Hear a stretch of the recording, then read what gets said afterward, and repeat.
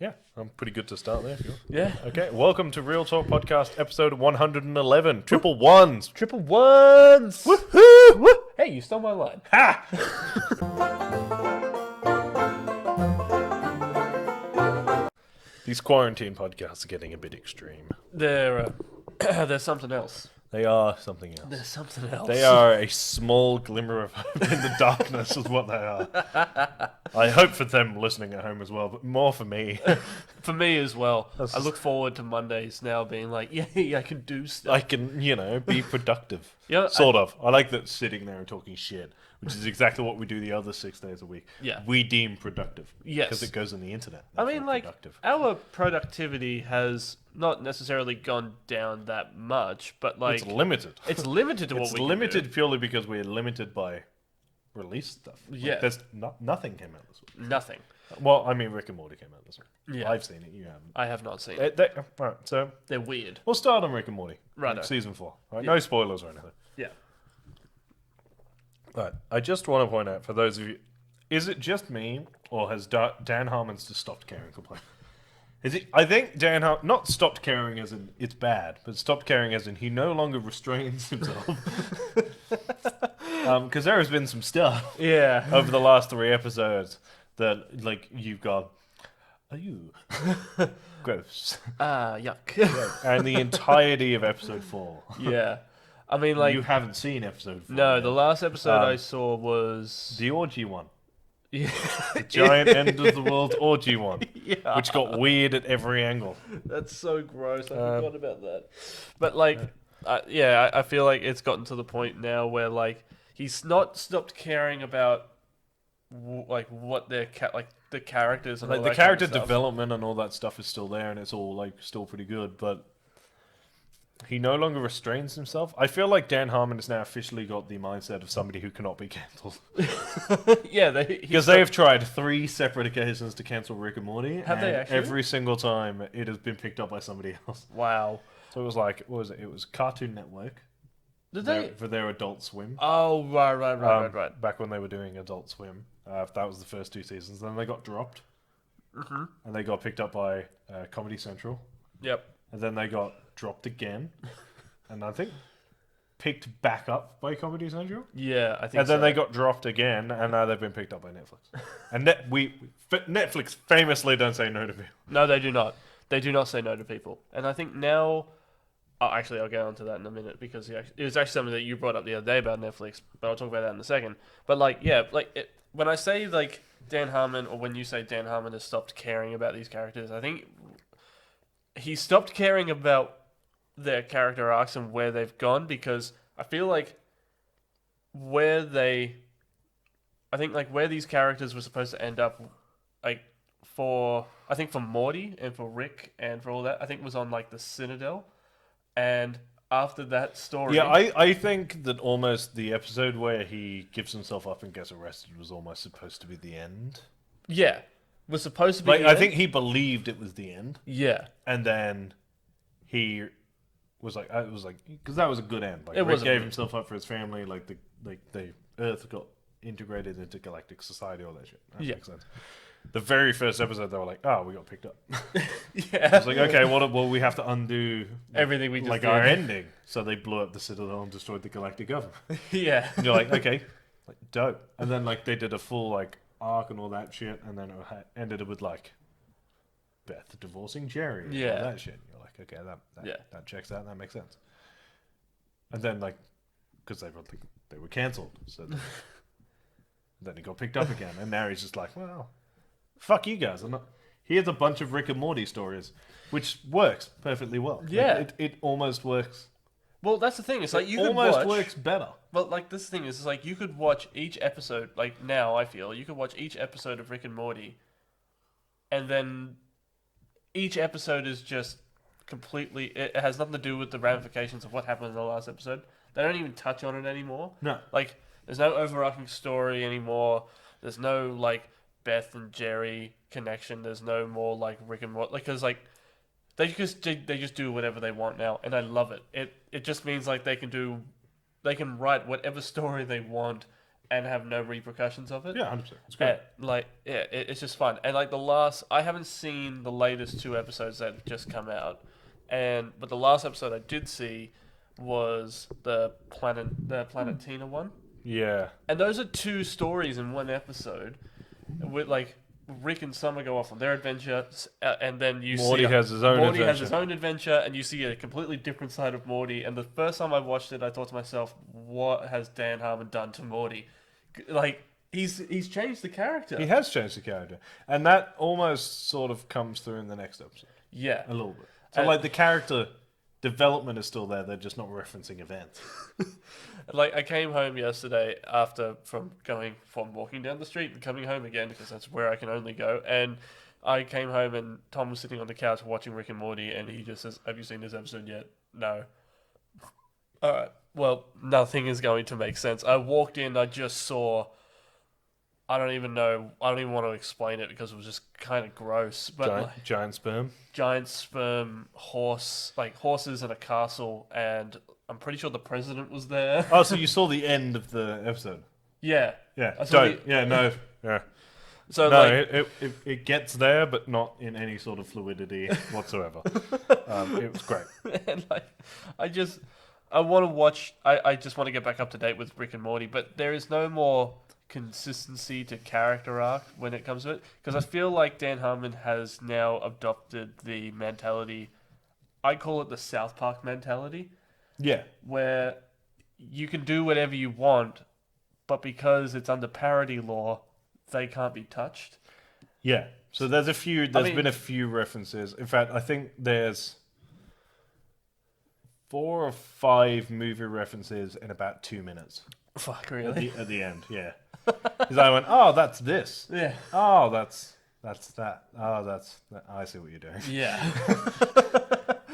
But because nobody mentions it. I was like, that's a cool reference. Yeah. That's a cool reference. That's a cool reference. Okay, I get it. Yeah. Okay, I understand now. But that's what I mean. Joke. And they can't. It's almost like they can't be touched, and they're not doing it in a smug way, but they're just doing it the same way that South Park does it. Is that they can be as outlandish as they want, but no one can really. I mean, South Park They've tried to sue South Park. They tried to sue the creators of South Park. They tried to get them cancelled God knows how many times, but they either have a really good lawyer, good legal team. It's one of those things, right? So they originally, what was the first thing they got sued for? Something, possibly Al Gore. Right. It was somebody like that. It was either Al Gore or it was Tom Cruise. Tried to sue him first, right? Personal defamation. All that right. Shit. It was the first major character attack they did. Right. And they were like, yeah, okay, well, we're going to sue you for that. Okay. And then they got away with it under parody law, right? So as long as that thing comes up at the beginning, which it always has, that says, they're representations of a character based on a famous person, not the famous person themselves. Yeah. Which basically gives them free reign with whatever they want to do with that character's name or whatever. Yeah. The issue being that they won the first court case. Yeah. Well, once you've won the first one, you can win every one. You can now never lose again. Yeah. Because as long as they follow the same routine, which is use the character's name, clearly make fun of that character, and then move on, nobody can sue them now. I'm pretty sure they are unsuable by celebrities because they won the first one, and then every single person who's tried to beat them after that. Yeah. Well, they got no leg to stand on. It's the parody, it's the parody law. But I'm pretty sure even South Park has even made has made an episode about that court case where they get every character that they have made fun of over the years, and they all kind of congregate and say try to destroy South Park. Try to destroy South Park. Because I'm pretty sure at one stage they made a giant Godzilla monster of Barbra Streisand, and they made I think, what was it? Tom Cruise he wouldn't come out of the closet, literally wouldn't come out of the closet. Yeah.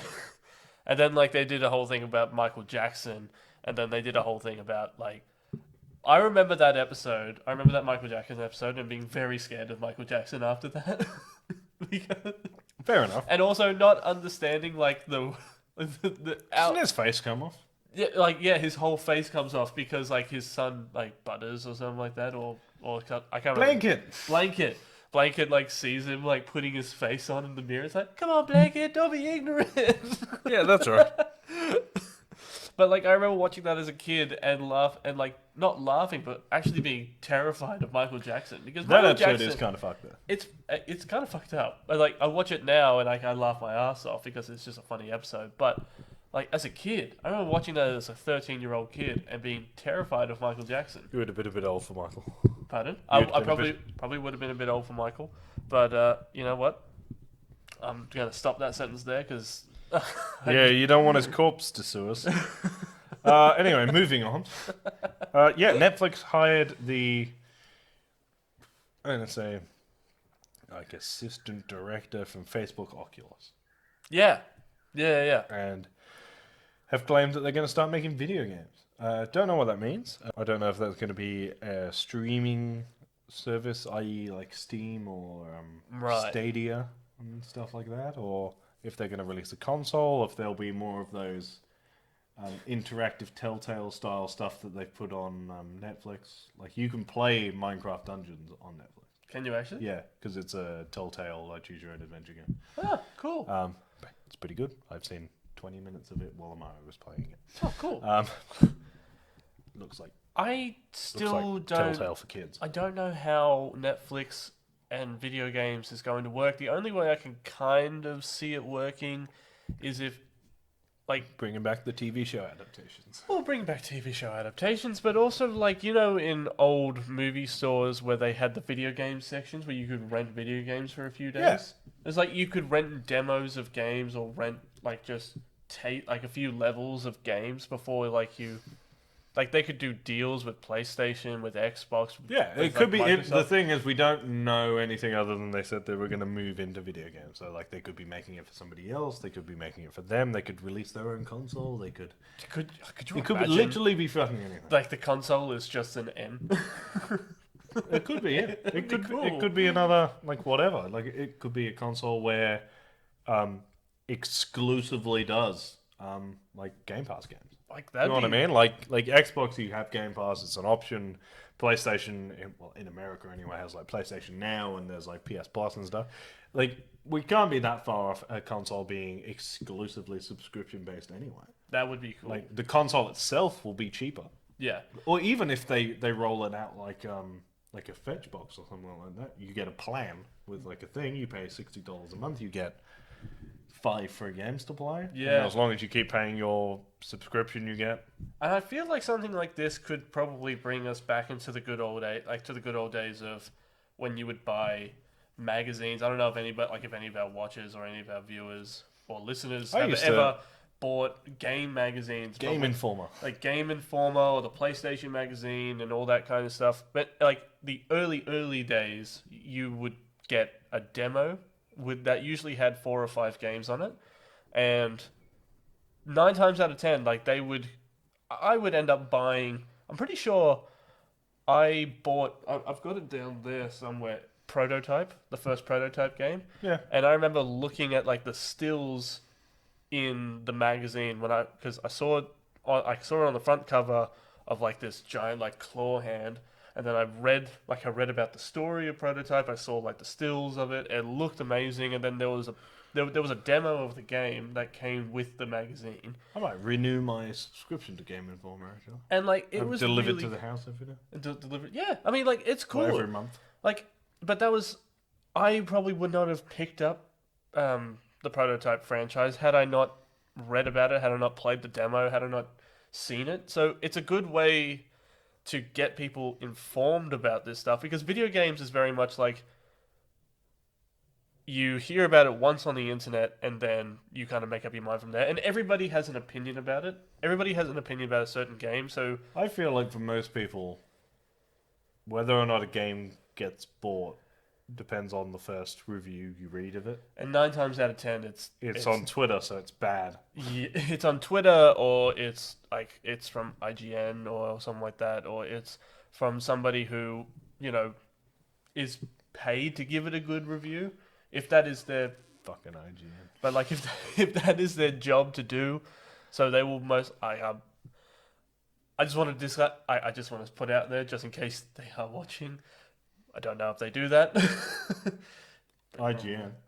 They do. They yeah, probably IGN do. But I do know that they do. That is like, I don't know if you can see the fear in my voice. It's like, sue me, I've got nothing anyway. Please don't sue us. At me. You and me. Let's UFC 267. I'll fight you. Virtually. No, I'll fight you. I will train, I'll fight you. Yeah, but like, it is one of those things where you hear one review, give it like a really good review to a game that probably didn't deserve it, or a bad review to a game that didn't deserve to be shit on. But like, if you read about it, you read about the story, and then like, if you get the chance to play the demo yourself and you make up the mind for yourself, then 9 times out of 10 you'll end up going out and buying that game. That's how I ended up buying a lot of my PS1 games. How I ended up buying a lot of my, like, all the way from PS2 to PS3. Like, everything had a demo at that point. Yeah, exactly. But I feel like if this is the route that Netflix wants to go with video games, then I feel like that's a really good way to get back into the demo industry. Yeah. And it also gets you... And also, like, maybe one day down the line, they probably could come out with their own console, and I would be on board with buying it. I'd happily have an N console on my desk. I think it would depend on what it's got going for it at the time. Yeah, fair. I mean, like, the second they release it, buying it. I'm putting my stock in it. I've lost all of my money. I've lost everything. Do you hear about GameStop? Brilliant. Yeah, so, like, you know, Netflix will be that'll be an interesting thing moving forward.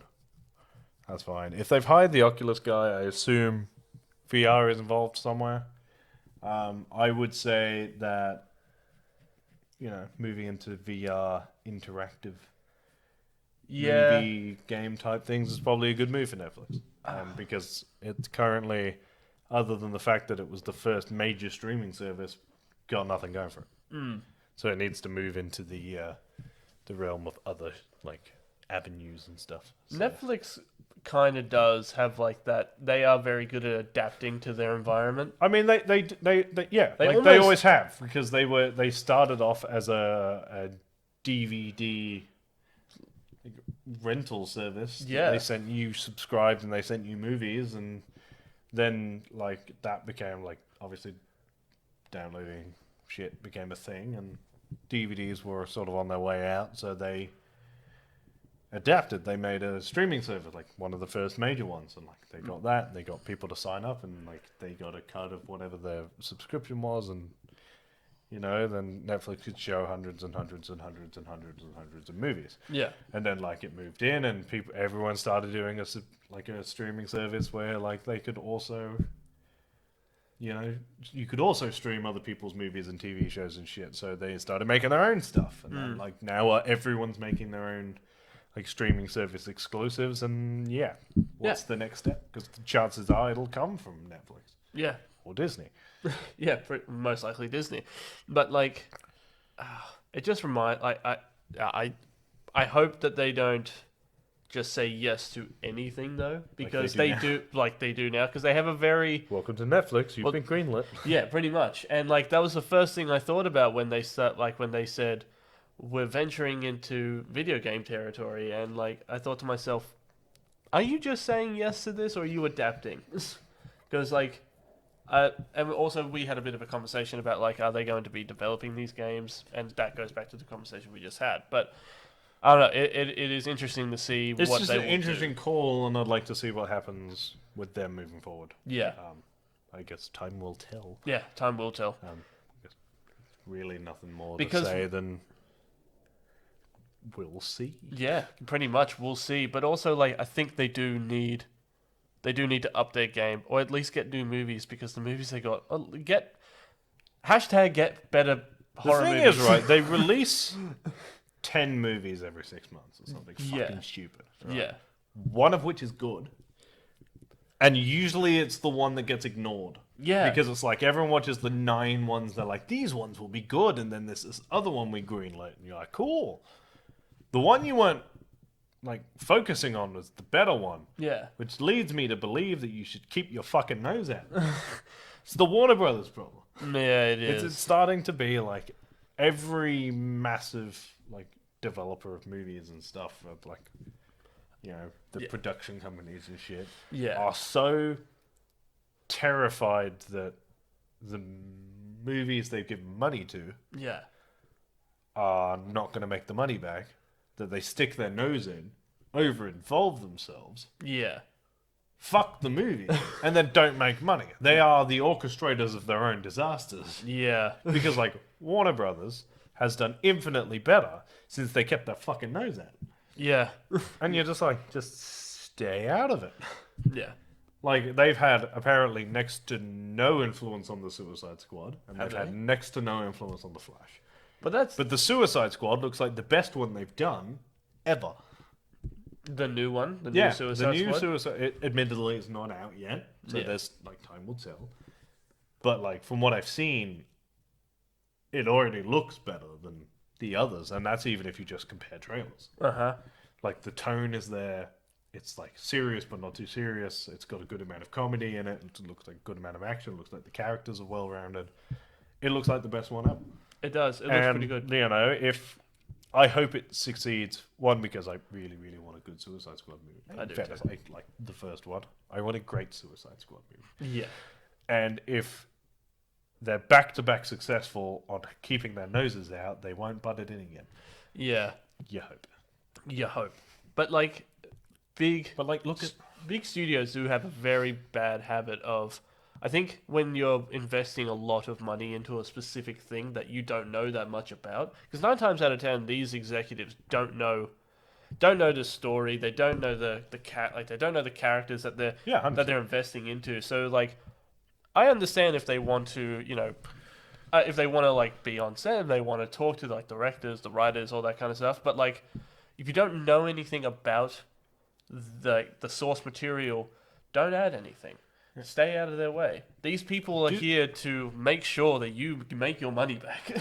Do what Disney and Marvel are doing. Yeah. It's like if you go Disney is there to throw large bags of cash at Marvel so that Marvel can clone it and throw large bags of it back. Yeah. And that is it. Yeah. So it's literally like Disney does nothing but throw money to Marvel. Go, here, multiply this. Yeah. And then Marvel like divvy it up. And they pretty much leave each director to their own. The only influence Marvel really does on each of the films is they go, okay, I need this and this to set this up, and you guys need to do this so you can set this up, and you guys need to set this to do this up, and this is where we're all heading. Yeah. So like, here are the things you're allowed to leak as you go. Yep. Here's the big plan. Here's large bags of cash.